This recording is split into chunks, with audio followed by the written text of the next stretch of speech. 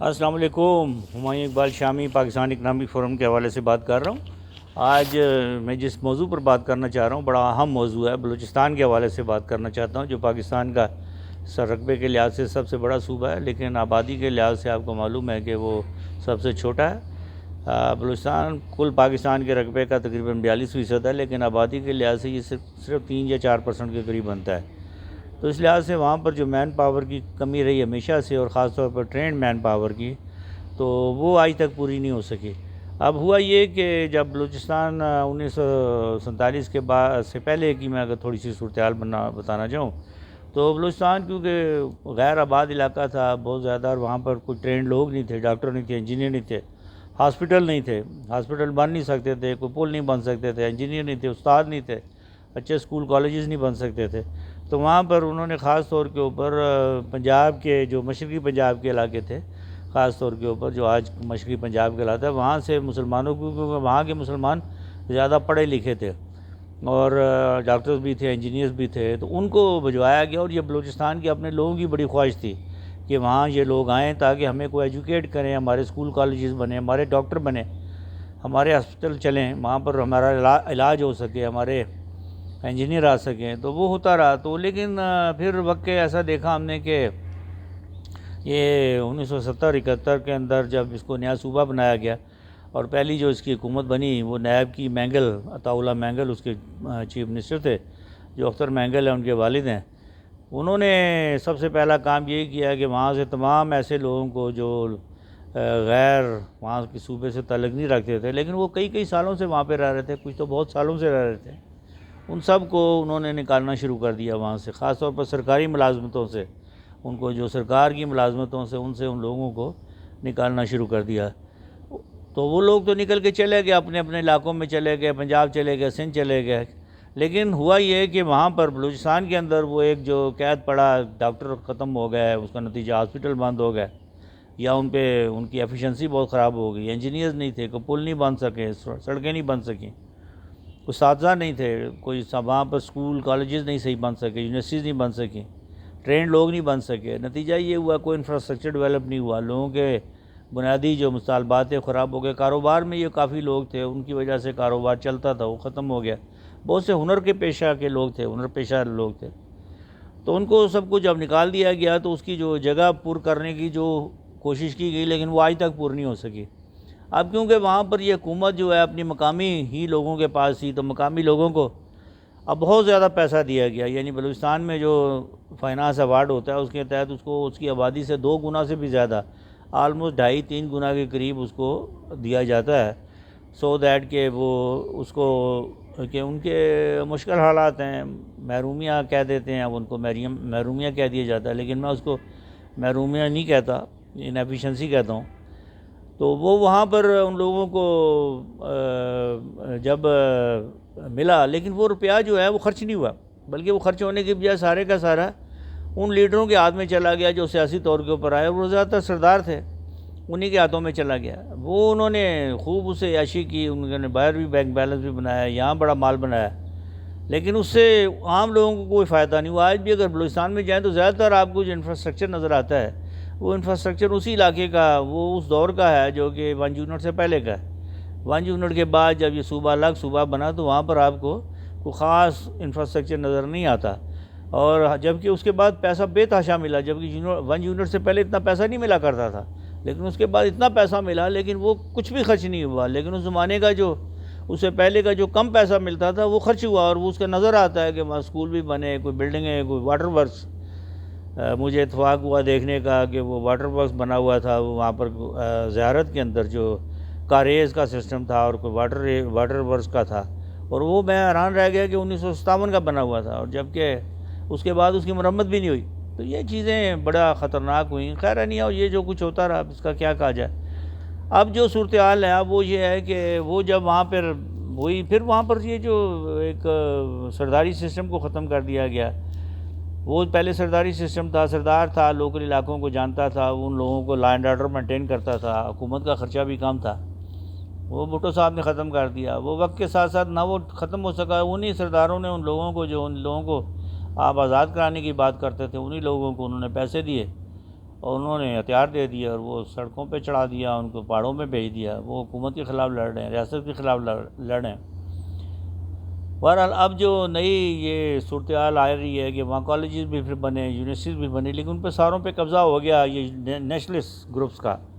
ان nationalist group نے لوگوں کے اندر، خاص طور پر نوجوان نسل کے اندر، وہ زہر بھرا، ان کو ریاست کے خلاف کیا کہ آپ کی محرومی کی ذمہ دار ریاست ہے، غلط قسم کی باتیں بتائی گئیں کہ آپ کے اتنے ریسورسز تھے، ریسورسز آپ کے جو ہے باقی لوگ استعمال کر رہے ہیں۔ اب وہ صحیح یا غلط، لیکن لوگوں کو وہ آ گیا۔ اب وہ صحیح غلط کی بات میں یہ بتاؤں گا آپ کو کہ اگر ہم ریسورسز کی بات کریں تو سب سے بڑا ریسورس جو بلوچستان سے نکلا وہ گیس تھی۔ آج بلوچستان جو ہے وہ صرف 9% گیس پیدا کرتا ہے پورے ملک کی، اور اس میں سے 6% خود استعمال کرتا ہے، اور 3% باقی جگہوں پر جاتی ہے جو زیادہ تر پنجاب میں جاتی ہے۔ اب وہ بات یہ ہے کہ وہ 3% دراصل وہ 6% کی قیمت بھی ادا کر رہی ہے، کیونکہ وہاں سے جو گیس بلوچستان کو استعمال ہو رہی ہے وہ اتنا دور دراز نیٹ ورک ہے کہ وہاں سے وہ اس کے اخراجات اتنے زیادہ ہیں کہ وہ پورے نہیں ہو سکتے اس گیس کو دینے کے لیے۔ اور پھر دوسرا بات یہ ہے کہ وہاں پر بلوں کا جو ہے مسئلہ، بل بھی نہیں دیتے لوگ۔ تو وہ جو 3% گیس جو پنجاب کو جا رہی ہے، دراصل وہی 6% کو بھی دے رہی ہے۔ اگر وہ 3% گیس پنجاب کو جانا بند ہو جائے تو کوئی کمپنی جو ہے وہ کبھی بھی، کوئی بھی کمپنی جو ہے کبھی بھی وہاں پر گیس کو استعمال نہیں کرے گی، وہاں پر وہ کبھی بھی نہیں لائے گی اپنا، ایک کہا جائے کہ نیٹ ورک نہیں بنائے گی، اس لیے کہ وہ کوئی نقصان میں تو نہیں کام کرنے کو تیار ہوتا۔ وہ تو فائدے کے لیے آتے ہیں، کمپنیاں جو بناتی ہیں وہ فائدے کے لیے بناتی ہیں، اگر فائدہ نہیں ان کو ہوئے گا تو وہ کیسے آئیں گے وہاں پہ۔ تو پھر دوسری بات یہ ہے کہ باقی ریکوٹیک کی بات کی جاتی ہے کہ ریکوٹیک اربوں کا منصوبہ ہے، بالکل ہے، وہاں پر کافی بڑا منصوبہ ہے، لیکن اس کے نکالنے کے اخراجات کی کبھی کسی نے بات کی ہے کہ کتنے اخراجات نکلیں گے؟ ابھی یہ جو نکالا گیا ہے کہ ابھی تو ریکوٹیک سے کچھ چیز نکلی نہیں ہے، فی الحال تو وہ ایک منصوبہ ابھی ڈیولپمنٹ سٹیج کے اندر ہے، لیکن جو اندازہ لگایا گیا ہے کہ جب بہت زیادہ، جب یہ فل سکیل پہ بھی چل پڑے گا تو وہاں پر اس کا جو ہوگا وہ تقریباً کوئی 40 سے 50 ارب روپے کی حکومت پاکستان اور بلوچستان کو مل کے آمدنی ہوگی اس سے، جو اس سے یعنی پرافٹ کی شکل میں۔ تو آپ اندازہ لگا سکتے ہیں وہ بھی مرحلہ شاید آج سے 8-10 سال بعد آئے، تو 40 سے 50 ارب روپیہ سالانہ کی آمدنی آپ کو ہوگی، تو اس سے آپ کیسے کہہ سکتے ہیں یہ اربوں خربوں روپے کی گیم ہے؟ ٹھیک ہے، اس میں بڑا اس میں سے نکل سکتا ہے، اور لیکن اخراجات کیا ہوں گے اس کے، یہ بھی تو دیکھا جائے نا۔ پھر اس کے لیے ٹیکنالوجی چاہیے، وہاں اس کو ریفائنری نہیں ہوگی، وہ جائے گا۔ تو یہ سارے کا سارا جو ہے یہ غلط میتھ ہے، غلط لوگوں کو بنا دیا جاتا ہے، ایک سائیڈ پکچر کی دے دی جاتی ہے۔ پھر دوسری بات یہ ہے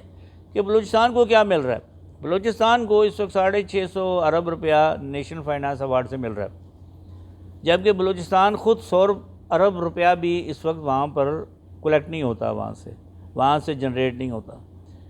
یعنی اس کا مطلب ہے کہ اسے 500-550 ارب روپیہ بالکل فری میں مل رہا ہے، یعنی وہ جو کما نہیں رہا اس کو وہ مل رہا ہے،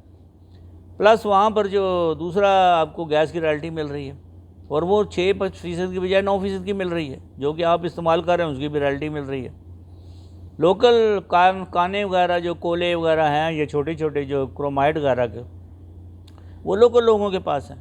وہ اسے ارن کرتے ہیں۔ اگر حکومت کو، بلوچستان حکومت ٹیکس لگاتی ہوگی تو لگاتی ہوگی اس کے اوپر، وہ تھوڑا بہت لگاتی ہوگی اس پہ، اس سے تو کوئی خاص آمدنی نہیں ہوتی۔ بلوچستان حکومت کی اپنی آمدنی جو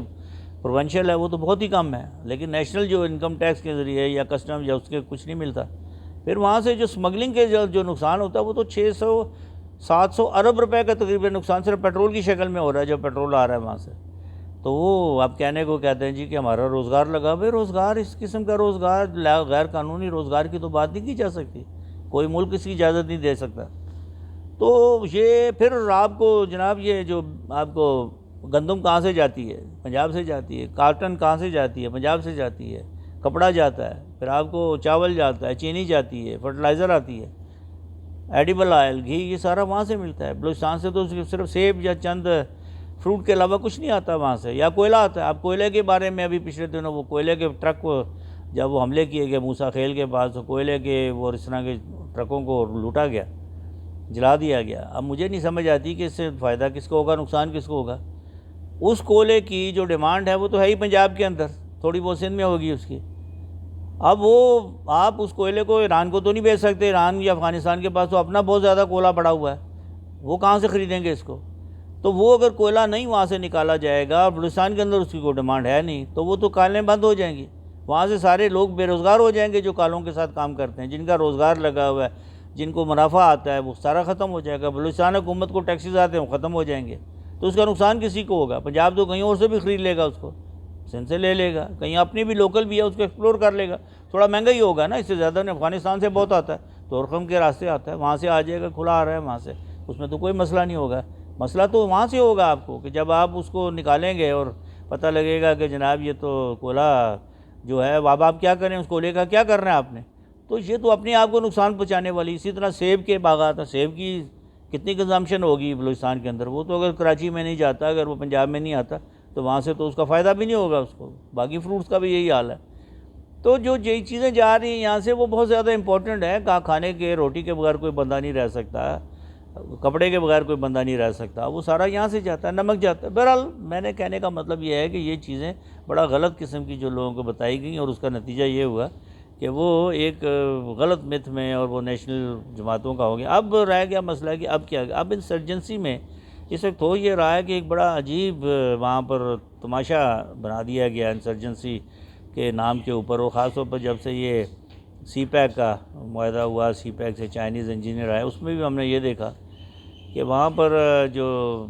ایسی قوتیں آ گئی جو اس کو سی پیک کو ناکام بنانا چاہتی تھی۔ سی پیک کا فائدہ کس کو ہوتا؟ گوادر اگر ڈیولپ ہوتا ہے، میں خود گوادر میں رہا ہوں، مجھے معلوم ہے کہ گوادر کا فائدہ جو ہے وہ تو لوکل لوگوں کو بہت زیادہ فائدہ ہونا تھا، ان کی زمینوں کی قیمتیں بہت بڑھ گئیں وہاں پہ، ان کو فائدہ ہو گیا، ابھی وہاں پہ روزگار آئے گا، لیکن انویسٹمنٹ ہوگی، کوئی کاروبار بنے گا تو روزگار آئے گا نا، ویسے تو کوئی منافع فری میں تو کوئی کچھ نہیں دے گا، منافع میں سے آپ کو بھی ملے گا۔ بہرحال یہ، اور اگر سڑکیں بن جاتی ہیں، سارا انفراسٹرکچر ڈیولپ ہو جاتا ہے تو کس کو فائدہ ہوگا؟ سب سے زیادہ تو اپنے لوکل لوگوں کو فائدہ ہوگا، ان کا کاروبار بنے گا، ٹریولنگ ہو سکے گی، ٹریڈنگ ہو سکے گی، وہاں پر کوئی انڈسٹریز لگ سکے گی، تو یہ ساری چیزوں کو دیکھنے کی ضرورت ہے۔ لیکن یہ اب جو انسرجنسی والا ایک سائڈ دیکھ کے کہ جی وہاں سے بڑے وسائل کو نکالا جاتا ہے، نکالنے کی ٹیکنالوجی چاہیے، بڑا سرمایہ چاہیے ہوتا ہے، اس طریقے سے نہیں ہوتا۔ دنیا کے بہت سے ممالک ہیں جہاں بہت زیادہ وسائل ہیں، نائجیریا میں بے تحاشا وسائل ہیں، آپ کے ساؤتھ امریکہ میں بے تحاشا وسائل ہیں، لیکن وہاں پر وینزویلا کے پاس دنیا کا سب سے زیادہ آئل ہے، لیکن وہ دنیا کے غریب ترین ممالک میں شامل ہوتا ہے، اس لیے کہ وہاں پر لوکل وہ اس کی وہ نہیں ہے، انسرجنسی ہے وہاں پر۔ نائجیریا کا بھی یہی حال ہے، نائجیریا میں بہت زیادہ آئل ہے، بڑا آئل رچ کنٹری ہے، اس کے باوجود وہاں غربت ہے کیونکہ انسرجنسی ہے۔ صومالیہ میں یہی حال ہے، تو انسرجنسی کا تو کوئی حل نہیں، اور باقی یہ کہ بلوچستان کو کچھ لوگوں کی وہاں کی، لیکن مجھے پتہ ہے کہ اکثریت لوگوں کی 90% لوگوں کا تو کوئی ریکوائرمنٹ نہیں، 5 سے 10% لوگوں کا یہ مسئلہ ہے کہ وہ چاہتے ہیں کہ یہ یہاں پر کچھ انسرجنسی ہو تاکہ ان کے مسائل چلیں، ان کو کچھ کہیں اور فنڈنگ ملے، کچھ اور وغیرہ وغیرہ، لیکن حکومت کو اس بارے میں اب طے کرنا پڑے گا کہ کیا کر رہے ہیں، کیونکہ یہ جو کچھ جماعتیں وہاں پر جو نیشنلسٹ جماعتیں ہیں جو کہ کہتی ہیں ہم سیاست کرتی ہیں، پارلیمنٹ کے اندر سیاست کرتے ہیں، وہ ان کا ہی انسرجنٹ جو ہیں، وہ جو تقریب کار ہیں، انہی کا چہرہ ہے بیسیکلی، وہ ان کا وہ ایک سڑکوں پہ لڑ رہے ہیں یا پارلیمنٹ لڑ رہے ہیں، دونوں ایک ہیں۔ حکومت کو یہ پوری طرح بتانا پڑے گا، یہ اس چیز کو لانا پڑے گا کہ یہ اس کے بعد ہوتا یہ ہے کہ اگر ان کے خلاف، ٹیررسٹ کے خلاف کوئی کارروائی ہونے کی کوشش کی جاتی ہے تو یہ ہمارے جناب وہ پارلیمنٹ میں نے جس سیاسی طریقے سے بات کی جائے، بھائی تقریب کاروں سے آپ کیا سیاسی بات کریں گے؟ انڈیا، وہاں پر سب کو معلوم ہے کہ انڈیا فنڈنگ کر رہا ہے تھرو افغانستان۔ اب بات یہ ہے کہ اگر آپ کا چند سیاسی لوگوں کو آپ اپنے ساتھ ملا بھی لیں گے، ان کے ساتھ ان کے مسائل حل بھی کر دیں گے، فرض کیا میں ایک بات کر رہا ہوں، تو اسے کیا انڈیا بند کر دے گا؟ وہ تو ٹیررزم کر رہا ہے، اس نے کیا کہیں گے جناب آپ کے کیونکہ بلوچستان کے سیاسی مسائل حل ہو گئے ہیں تو اس لحاظ سے میں فوری طور کے اوپر جناب تقریب کاری کو فنڈنگ بند کر دوں، کیسے کرے گا؟ کبھی بھی نہیں کرے گا۔ تو اس لیے تقریب کاروں سے جو نبٹنا ہے وہ آنی ہاتھوں سے نبٹنا پڑے گا، اور بغیر کسی سیاسی رکاوٹ کے بھی نبٹنا پڑے گا، اسی طریقے سے مسئلہ، اور یہی چیز جو ہے یہ پورے پاکستان کے لیے بہتر ہے، اور سب سے زیادہ یہ چیز بلوچستان کے اپنے عوام کے لیے بہتر ہے۔ وہاں پر اگر پاکستان ہے تو آپ کا ہے، ریاست ہے تو آپ ہیں، اگر نہیں ہے تو یہ چیزیں، کیونکہ ملک جو ہے سلوگن سے یا نعروں سے نہیں چلتے، باقاعدہ ایک کاروبار سے چلتے ہیں۔ تو بہرحال جناب آج کی بات میں ختم کرتا ہوں، بہت بہت شکریہ۔